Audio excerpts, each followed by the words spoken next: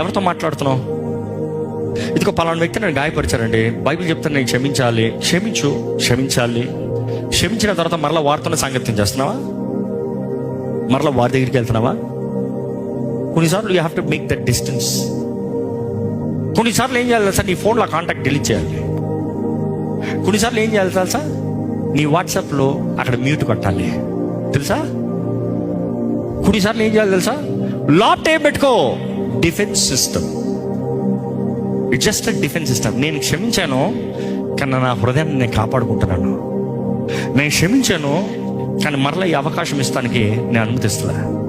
నేనైతే నా జీవితంలో చాలా మందికి చాలాసార్లు చెప్పాను, నీ పైన నా చుక్క కూడా కోపం లేదు, బాధ లేదు, ఐ లవ్ యూ, నీకు ఎప్పుడైనా సహాయం కావాలంటే నా దగ్గర రా, కానీ నువ్వంటే నాకు ఏది లేదు, ఐ ఫర్గివ్ 100%. కానీ నీ దారి వేరు, నా దారి వేరు. నీ దారిలో నేను రావాలంటే అయ్యేది కాదు, నా దారిలో నువ్వు రావాలంటే అయ్యేది కాదు.